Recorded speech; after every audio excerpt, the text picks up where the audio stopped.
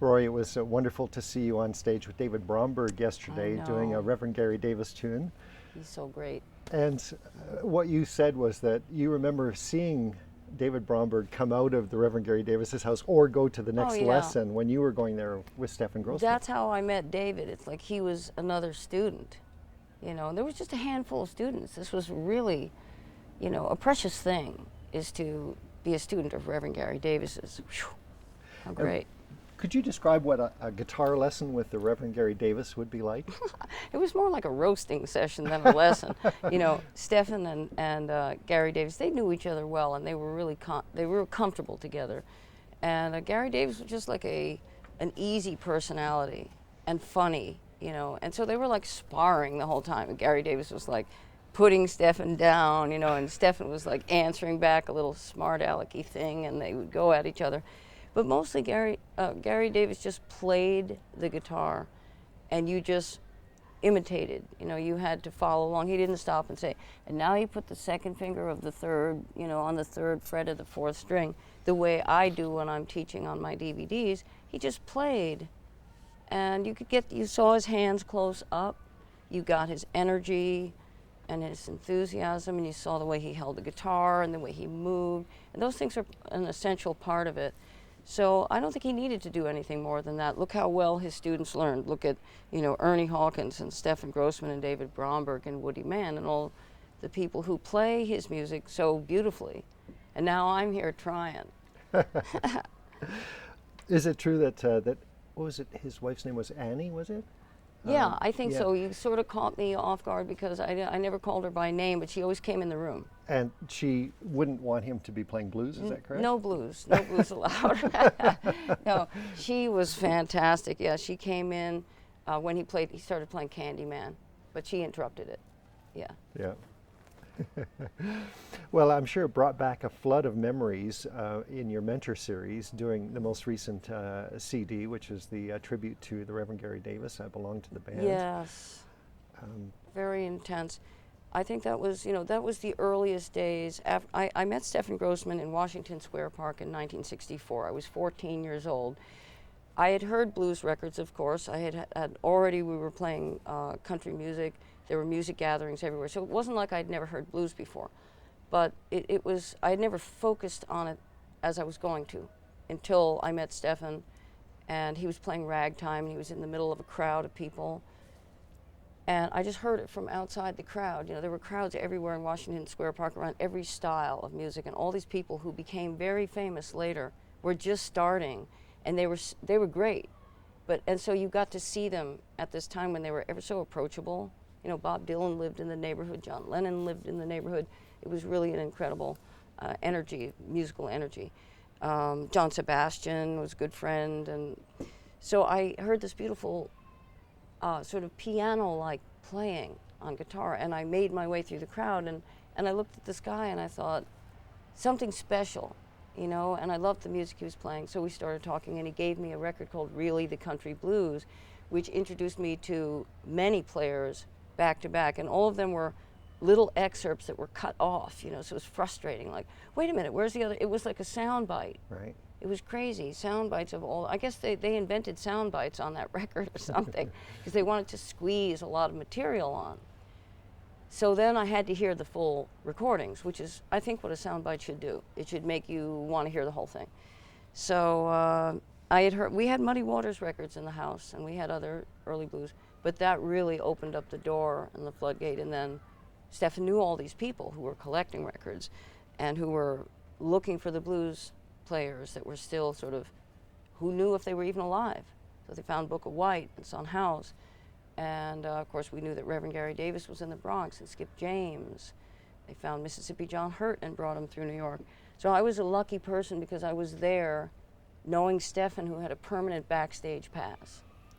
He was, every time someone was rediscovered, we went right into the back room, or we went to their house, or they came to where Stefan was staying, and I was there. So when I think back on how unlikely is that might have, how easily could that maybe never have happened, and how lucky that was, I I count my blessings.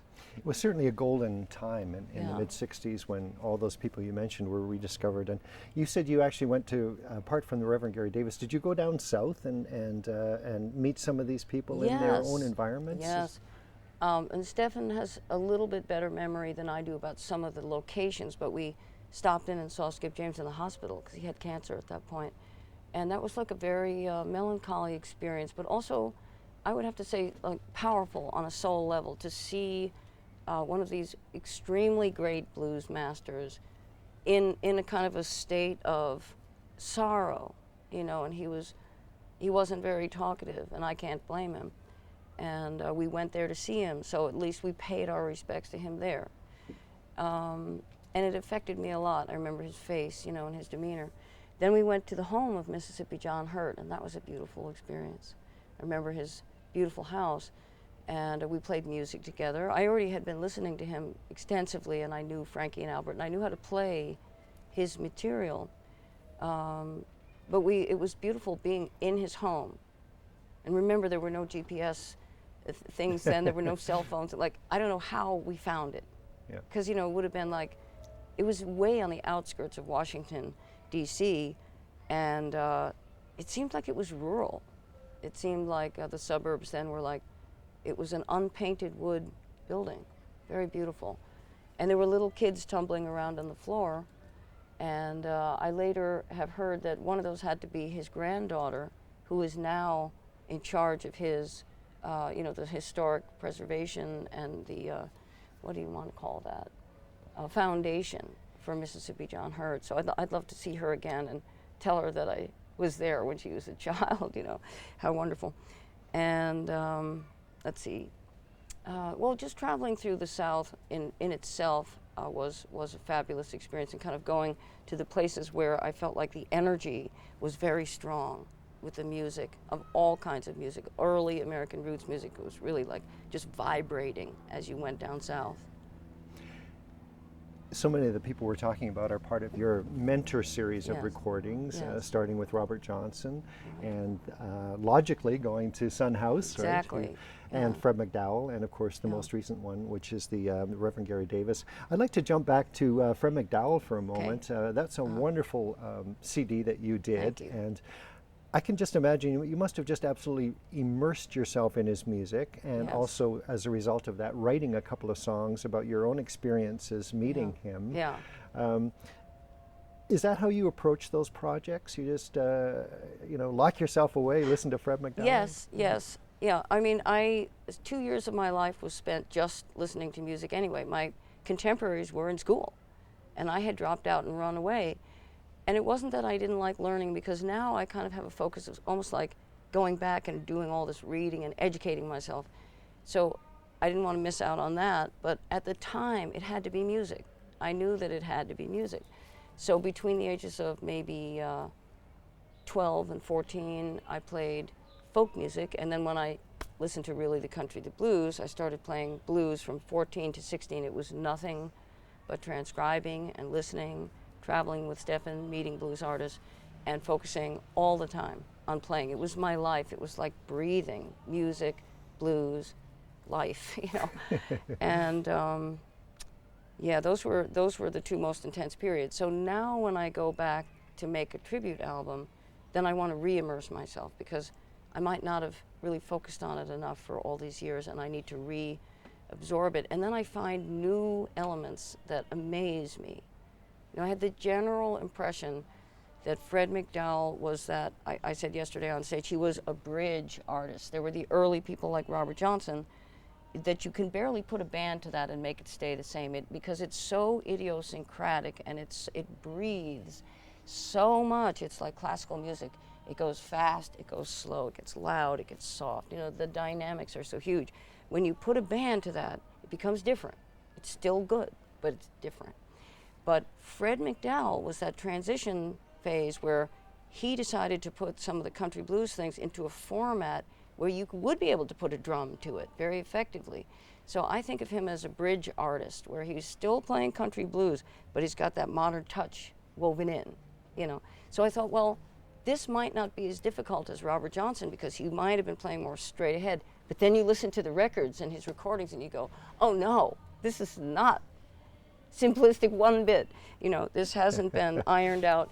It's still highly idiosyncratic, and it's still, you know, a skill level that really forces you to upgrade your playing.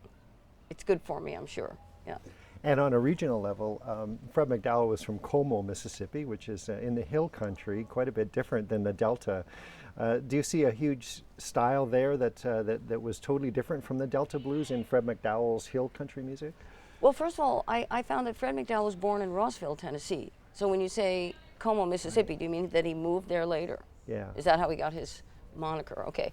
I wondered about that when I read that his actual, you know, starting place was Rossville, Tennessee.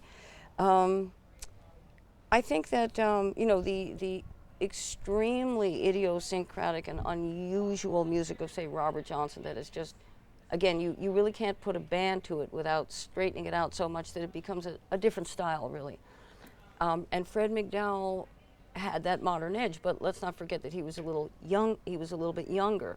So Robert Johnson sort of came from a period of kind of the greatest isolation of the music from the public. It was really done for a smaller audience, couldn't have been avoided.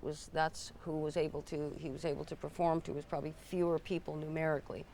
Fred McDowell was around at a period where there was sort of more stages for people to play in front of more people, and so it's possible that he was more influenced by modern styles than, say, Robert Johnson. So I felt like I could hear and feel that element of more the modern connection in Fred McDowell's music. And you ended up writing a couple of songs about your Yeah. own experiences with Fred. Do you mind telling us about that? All right. I knew that Holger was going to go here, but I did write. I called Holger when I was making the record. Said, I think I have an interesting story about Fred McDowell, and so I related it to him. I said, it's no big deal, but it was something. So we were in Berkeley, California, having basically hitchhiked across the country. Again, I was maybe 15 or something. And we stayed at the home of Ed Denson, who founded Tacoma Records. He was in the crowd of the collectors and the people who started their own labels to release the material that was being discovered.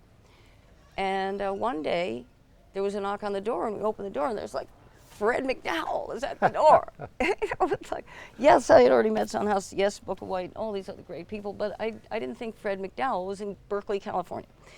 So in comes this beautiful guy, and I'm totally fascinated. And I was washing dishes one day. I can't remember how long he was there, a while. And we went down and performed with him at the Jabberwocky Cafe, and that's when someone jumped up out of the audience and when I was playing and said, she plays like a man. And I thought, I don't understand. What does it mean? You know, play like a man, play like a woman. I don't get it. I was not category oriented. I was just like, well, we're humans and we're all inspired by this, you know. So I was washing a load of dishes, and I was a little teenager in my little t-shirts, and with who's this getting broadcast to before I say something? It'll end up on YouTube. But I wasn't never wearing a bra when I was 15. I just was like a free spirit. And I liked being that way. It was fun. So Fred McDowell noticed that, I guess. So he came up behind me, and then all of a sudden there was a hand on my breast. It was a nice, solid squeeze. And I was like, whoosh, I spin around, and there he is. He sort of looks away really quickly. But the message I got is, hey, you're cute. I like you. You'd make a good little girlfriend, you know. And I didn't feel upset by it one bit. I just thought, oh, you know, I guess I'm a grown-up now. You know, it actually made me feel really good. And so I wrote a song in which captured that little moment with Fred McDowell. That's a great story. Thanks. It's a special moment with Fred McDowell. Rory, you've had a number of signature guitars released under your name by the Martin Company, and that must be quite an honor for you now. You've probably seen people all over the world and met people who play your own signature guitars. I have, and I just never expected that honor, you know, because as we crossed the country together, and Stefan would go to pawn shops and collect these fabulous old Martins that nobody thought they would become valuable. Really, nobody had an inkling about how you could add 2 and 3 zeros to what he paid by the time he had come home from the tour. So I call it a tour, but it was just an excursion, an adventure, our travels to the West Coast and back. So I used to borrow guitars from other players because I had a classical guitar. I had a Galliano, which is a wonderful guitar. Turns out Bonnie Raitt had one too, so also known as Stella Guitars, I think, the same company, if I'm not mistaken. So I had this nylon string guitar, and I was certainly not able to make a blues album with it because you can't really play blues on nylon strings. And then I switched to silk and steel, but that still wasn't really all that I needed. So I borrowed guitars from John Sebastian, and one day I got a call from Martin Guitars saying, first they asked me to endorse their strings, and that was beyond fabulous because like ever since then my strings are free. I remember the panic, like how can I get another set of strings? Oh my gosh, I'm going to go broke buying strings. But then the strings, you know, I now get them in these big cases, and my husband put them in plumbing tubes in our RV on the wall so that bags of E are slid down into this plumbing piece, and next to it is bags of A strings and bags of, so more strings than I ever hoped to get. But then Martin called me up and said they would like to do a signature model guitar for me. So I just couldn't believe that this was my good fortune. And so they designed it with me. We had big fun making the neck into a highway. The fretboard on the neck, yeah. We thought, I don't know whose idea it was, but we were eating at a restaurant, all of us, and Dick Boak and I were sitting there drawing our ideas on the napkins, the table napkins. And that idea for the black top look of a neck, and then the passing and no passing zone in mother of pearl. And then it's like, hey, let's put a yield sign, you know, on the neck. And then I think we have 3 highway signs, a terraplane car on the headstock, and the railroad crossing down for Crossroad Blues. So, and I thought, you know, I don't want this to be a specific guitar for one gender only. I didn't want to be as let's say a woman. And again, I always think beyond gender and beyond category as human, and that's how I approach the music. But I thought, well, I don't want this to be a woman designing a guitar for women. I want this a human designing guitars for humans. So I made it be a guitar. I specifically said, let this be a body size as an OM40 that a man or a woman could comfortably play. It won't be small, it won't be large. Like some of the D20, the big J200s, like Reverend Gary Davis played, I can't handle that big a guitar. I mean, it's up here under my chin. And I'm like, oh my gosh, you have to be huge. But a lot of people, men and women, play the size that we decided to use, my favorite size, and a slightly wider neck because I like wide necks. Mm-hmm. I've recently read your autobiography, which has been available now for a year or so, and there's so much great information in it. Thank you. The graphics, the detail, the vintage photos, and that sort of thing. I mean, thank you. It obviously took a lot of work to do, and something you're probably very proud of. I don't know, I've forgotten sort of the process, but yeah, I'm happy it's out there. I am. And how do people get it? Well, at live shows, of course, we usually have them with us, and Amazon carries the physical copy, and the e-book is on my website, roryblock.com, and then it's just a big, you know, the book is emblazoned on the homepage. And that is a much, the reason I self-published and haven't looked for publishers at all is because I got a lot of people encouraging me to do it that way. And I did talk to one folk publisher, small company that did like dulcimer manuals, he said, you know. But he gave me a great recommendation. He said, self-publish, put it on your website. He said then, because he said, we will allow you 30 photos. And I said, we have 287 images. I said, that is impossible to cull them down to 30. Sure. And he said, well, just put it on your website. So that's how it started, as an ebook, and it did very well. And then people kept saying, well, but we're people who like to hold a book in hand, you know, so please do a physical copy, which we did. Yep. Took a while, you know, to sort of figure out which images would we not be able to include and which would we include, but that book does very well for me. I'm excited about that.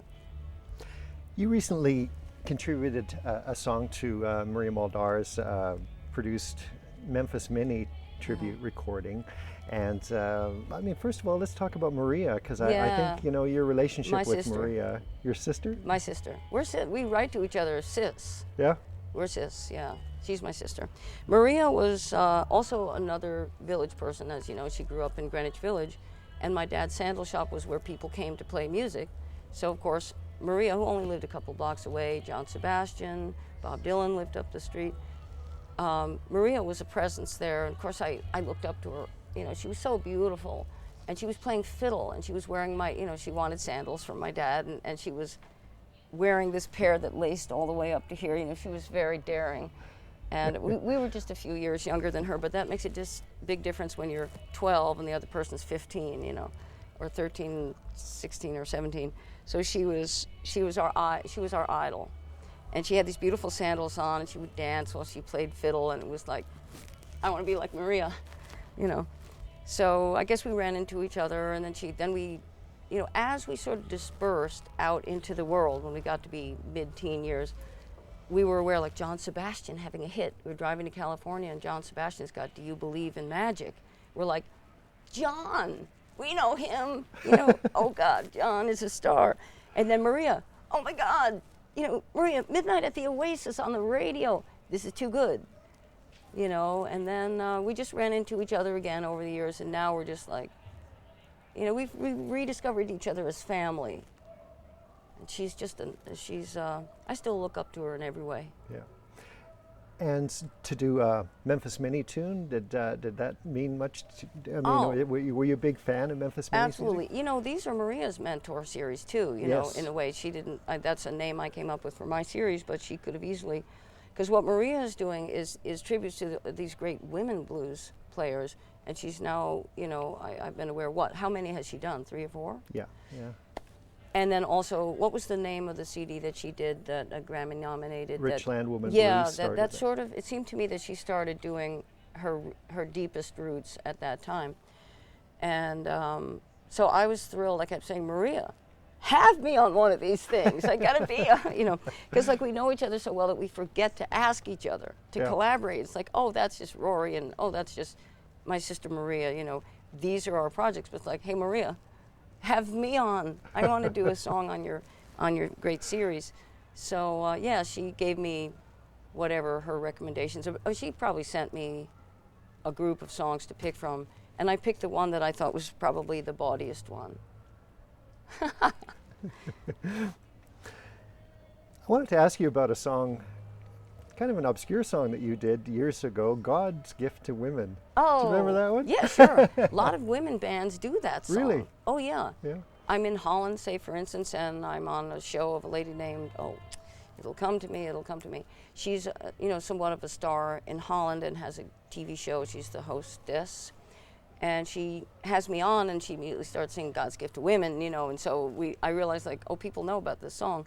And there's another band in the United States, a couple of bands, but this one, and it won't come to me right now, but at a festival I was where they were singing that song, and I get letters like, do you mind if we cover God's Gift to Women, you know? Yeah. So it's a fun song. And speaking of Holland, you had a top 10, top 5 hit over there, didn't you? Yeah, a gold record. Love and Whiskey. Such a great tune. Oh, thank you. Moving song. Yeah, it just, because before Rounder Records, I was, as you know, I have 14 CDs on Rounder, and then now we're with Stony Plain, which, by the way, is a fabulous, fabulous label. And I'm very proud to be on your label, by the way. Everything that I ever hear about it is wonderful. And yeah, before that, I had a couple of other label experiences and adventures, a little bit less artistic freedom. You can get me back on track about where we're going. I'm leading myself off into like a tangent. What was the direction of this question? We're talking about having the success in Holland and oh, Europe. yeah. Before I was with Rounder, there was an extremely strong feeling that you had to do it a certain way, you had to follow a formula, and there was kind of like very little artistic freedom. I experienced the bad feeling of having sometimes no artistic freedom. And when I was with Rounder, they just said, give us a record that you think is beautiful. We don't care about all that stuff, and they gave me support for that. So when I recorded Love and Whiskey, I had to go through this feeling of resistance in myself that it wasn't following a formula. Because I knew what the formula was. It had been like imprinted in my brain. And I thought, you know, just tell the story. So I took a letter, and I put it to the music. And the thing that departed the most was that each chorus was different. And that's a no-no in the way I was traumatized, you must have the same chorus because it has to grab on and people have to remember it. And if you say something different in every chorus, they won't remember it. So I thought, what the heck? I'm just going to tell my story. And immediately it did well. Someone said it was a single, which I had never had a single. So I was like, oh, this is fun, this is cool. And then next thing you know, they had hired a publicity guy who had also made Bonnie Raitt's CD, The Nick of Time, into a big hit too. So he was like a top guy. So all the factors were just lucky for me. That guy got a hold of my single and apparently resonated with it personally. The message turns out that, people understand this. It isn't just like this completely unique, small subject. It's a big subject, alcoholism, or loving somebody who's an alcoholic, And now I have a whole generation of people in Europe who come up and say, I grew up listening, my parents were listening to that record, and thank you for explaining it now that they're like in their 20s, because now I finally understand the words, and they tell you he's a sinking ship and he's trying to pull you down. I explain it in concert, and this one lady said, I finally understand the meaning of that. Thank you.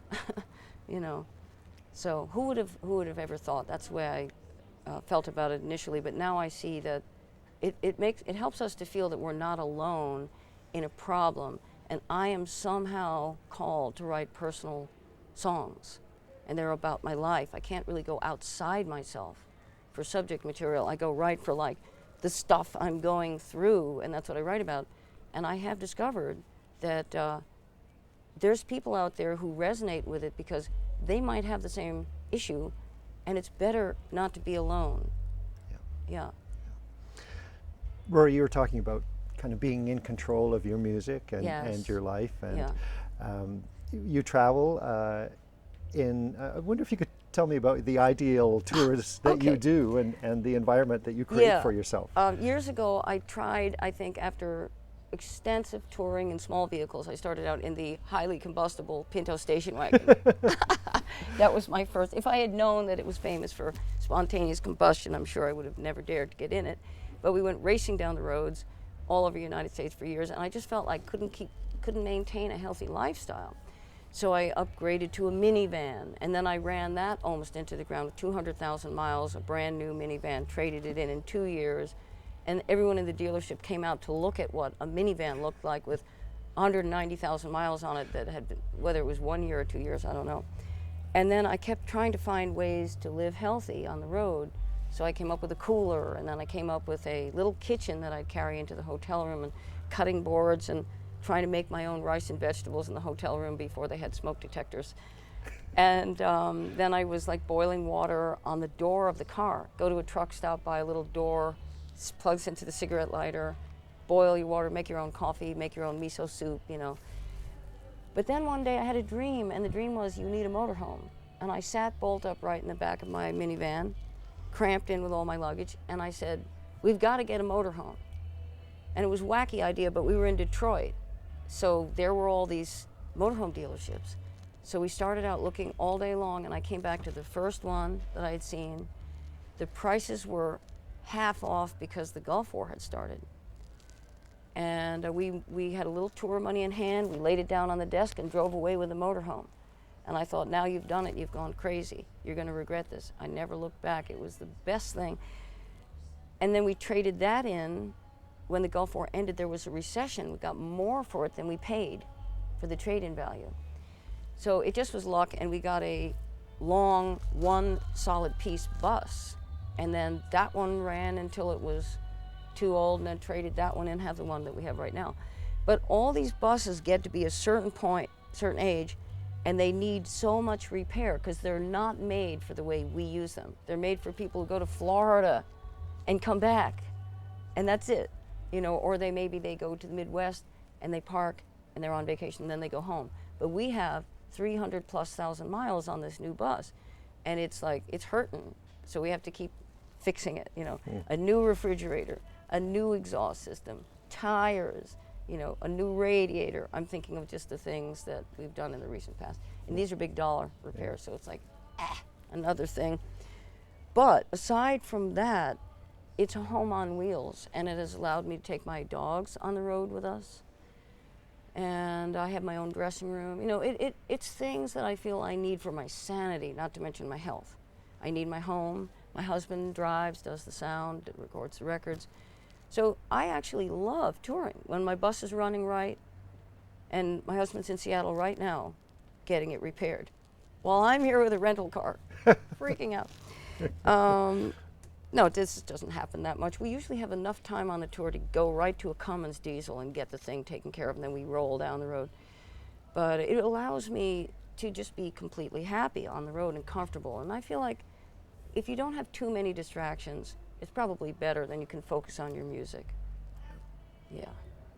Thank you very much, Rory. My I really pleasure. appreciate it. Thank you. It's great to see you. Thank you. Thank you.